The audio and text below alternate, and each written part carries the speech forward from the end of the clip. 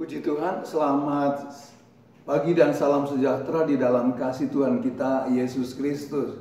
Puji Tuhan, kalau pada hari ini kembali saya akan menyampaikan kebenaran firman Allah yang kami ambil satu tema, yaitu mengasihi dengan cara yang baru. Dan saya ambil dari ayat di dalam 1 Yohanes pasal yang kedua ayat 7 sampai dengan 11 saya akan bacakan. Saudara-saudara yang kekasih, bukan perintah baru yang kutuliskan kepada kamu, melainkan perintah lama yang telah ada padamu dari mulanya.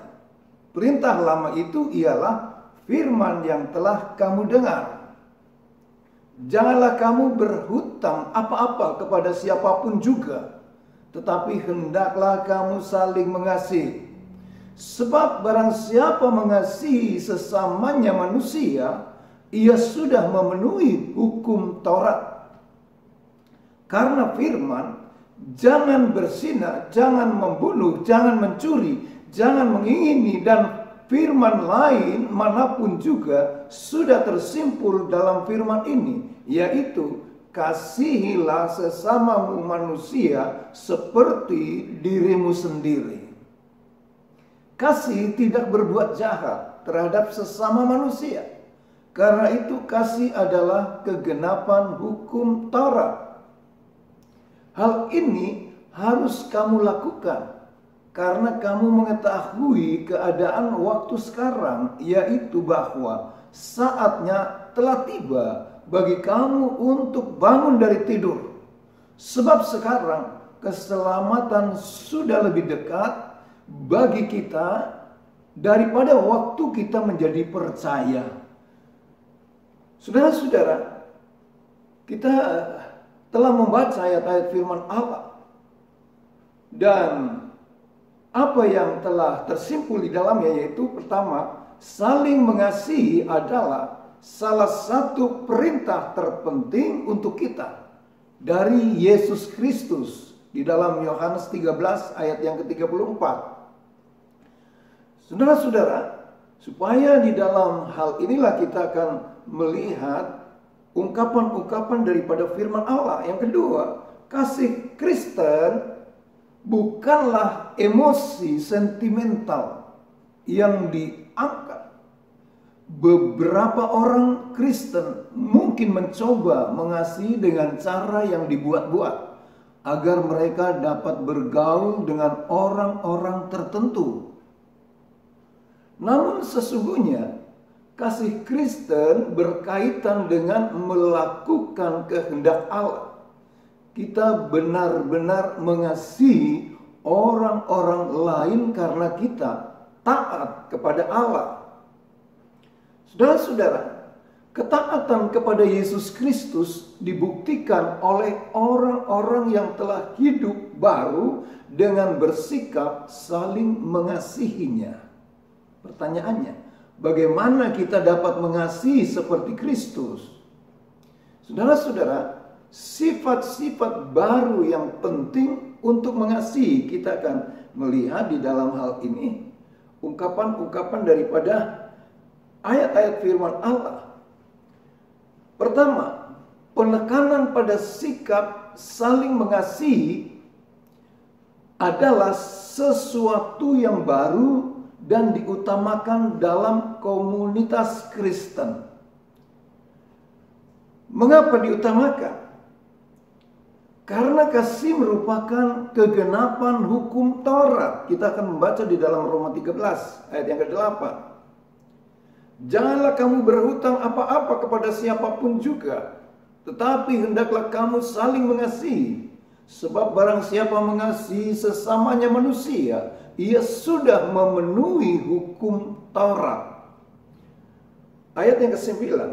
Karena firman, jangan berzina, jangan membunuh, jangan mencuri, jangan mengingini, dan firman lain manapun juga sudah tersimpul dalam firman ini, yaitu kasihilah sesamamu manusia seperti dirimu sendiri. Saudara-saudara, hal-hal ungkapan daripada ayat-ayat yang telah kita baca, kita lihat selanjutnya. Di mana di dalam hal inilah kita akan memperhatikan supaya kita dapat melihat ungkapan daripada yang diungkapkan di dalam ayat-ayat firman Tuhan yang telah kita baca ini. Yang kedua, keteladanan yang baru. Di dalam ayat yang ke-8. Namun perintah baru juga yang kutuliskan kepada kamu telah ternyata benar di dalam Dia dan di dalam kamu, sebab kegelapan sedang lenyap dan terang yang benar telah bercahaya. Nah, saudara-saudara, kita melihat kasih berasal dari Yesus Kristus.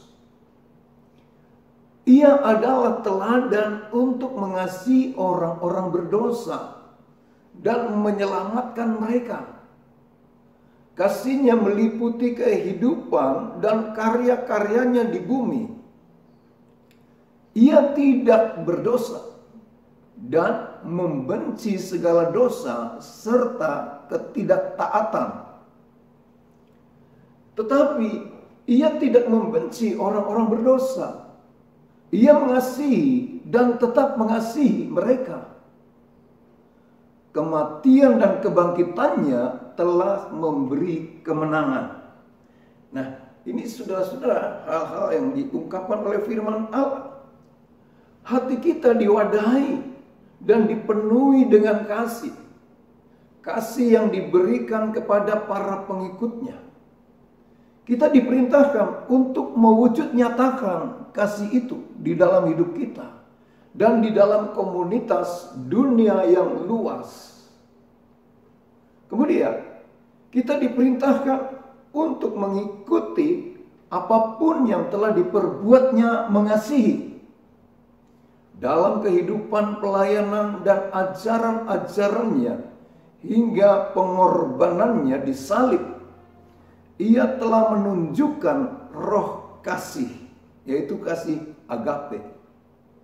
Saudara-saudara, di sini kita akan melihat dan memperhatikan apa yang telah dibuat sampai Yesus naik ke kayu salib oleh karena mengasihi orang berdosa meskipun ia membenci dosa.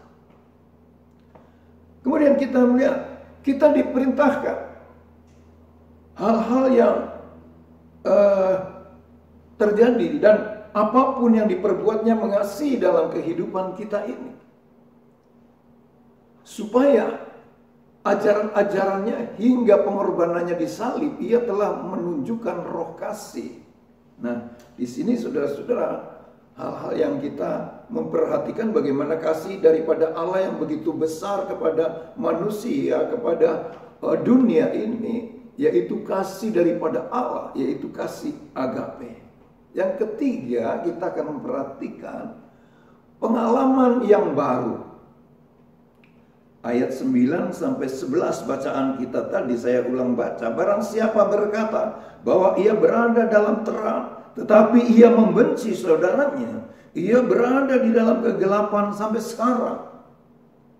Barang siapa mengasihi saudaranya, ia tetap berada di dalam terang, dan di dalam dia tidak ada penyesatan.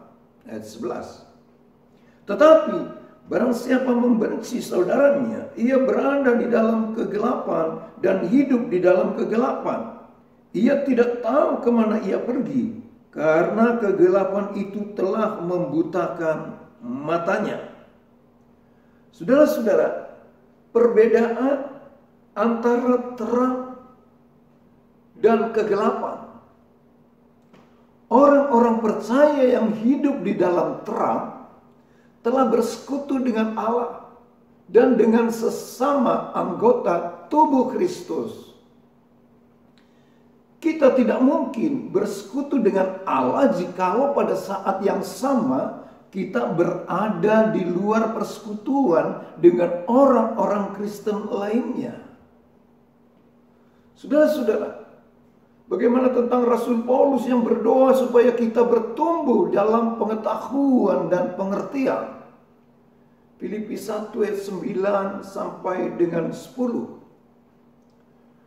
Dan inilah doaku, semoga kasih-Mu makin melimpah dalam pengetahuan yang benar, dalam segala macam pengertian, sehingga kamu dapat memilih apa yang baik, supaya kamu suci dan tak bercacat menjelang hari Kristus, penuh dengan buah kebenaran yang dikerjakan oleh Yesus Kristus untuk memuliakan dan memuji Allah. Nah, saudara-saudara, Yohanes menegaskan bahwa kasih itu harus sungguh-sungguh dipraktekkan dalam kehidupan Kristen. Nah, di sini saudara-saudara, hal-hal yang diperintahkan kepada umatnya yang telah dapat bersekutu dengan Allah di dalam terang, namun sama sekali tidak memungkinkan kalau ia berkata bersekutu dengan Allah, namun tidak dapat hidup bersama dengan sesamanya. Ilustrasinya, Haman adalah seorang pembesar kerajaan Persia. Ia sangat membenci orang-orang Yahudi. Ia mengatur strategi untuk membinasakan mereka. Tapi akhirnya, di luar kehendaknya, ia menuai sendiri hasil kejahatannya, kebinasaan di tiang gantungan. Sudah kita melihat bagaimana tentang Haman ini. Seorang pejabat tinggi di kerajaan Persia. Ia sangat membenci orang-orang Yahudi. Dan di dalam hal ini dia mempunyai rencana untuk membinasakan mereka. Tapi justru pada akhirnya,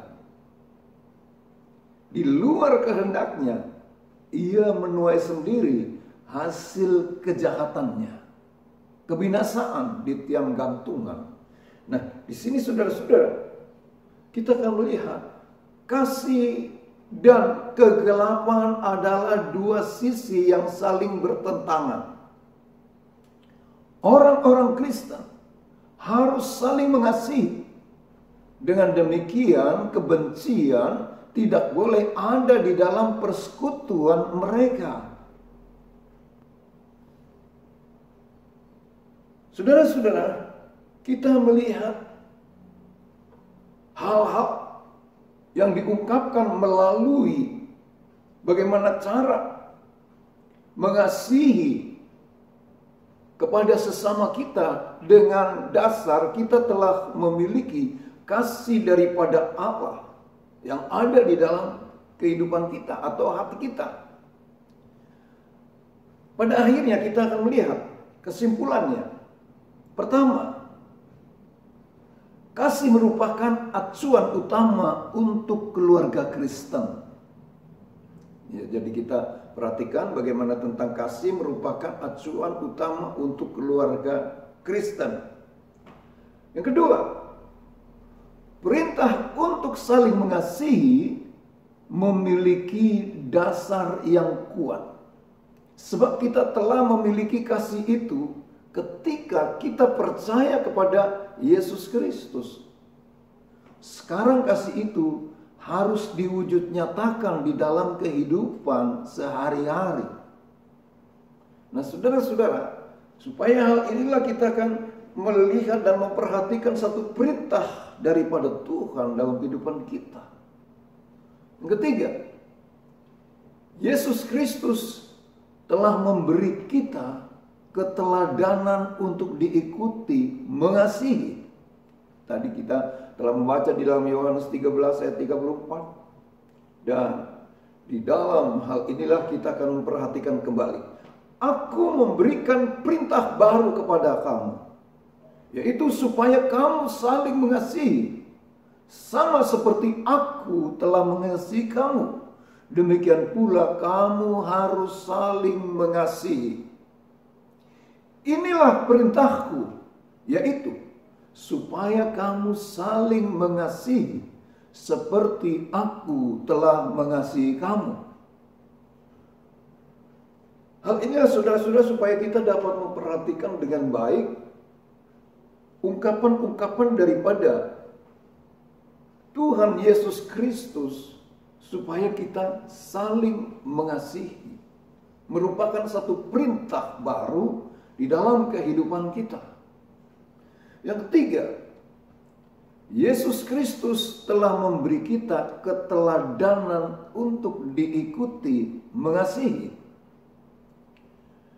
Saudara-saudara, Yesus Kristus mengasihi kita, maka kita pun harus mempraktekkan kasih yang serupa kepada sesama manusia. Nah, ini saudara-saudara, ada praktek-praktek dalam kehidupan kita supaya apa yang telah kita terima tentang kasih daripada Allah di dalam Tuhan Yesus Kristus, kita bisa juga untuk mempraktekkan kepada sesama kita manusia. Supaya hal inilah kita dapat memenuhi hukum-hukum di dalam perintah-perintah daripada Allah yang kesemuanya itu memiliki dasar-dasar daripada Taurat.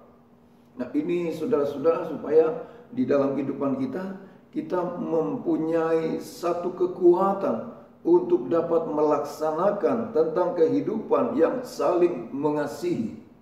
Supaya hal inilah kita dapat menyenangkan dan menyukakan hati Tuhan. Puji Tuhan, firman Tuhan saya sampaikan di sini supaya di dalam hal inilah kita dapat yaitu memperbaiki hal-hal yang harus dapat diperbaiki agar sesuai dengan perintah daripada Allah ini. Nah, disinilah saudara-saudara kita akan juga berdoa kepada Tuhan agar di dalam seluruh kehidupan kita memiliki perlindungan daripada Tuhan dan kekuatan untuk melaksanakannya. Sebelum saya mengakhirinya, saya akan berdoa khususnya bagi jemaat GPD Taman Firdaus Sidoarjo dan juga para pemirsa dimanapun berada yang pada saat ini bersama-sama untuk yaitu mengikuti di dalam pemberitaan ini. Baik, saya akan berdoa.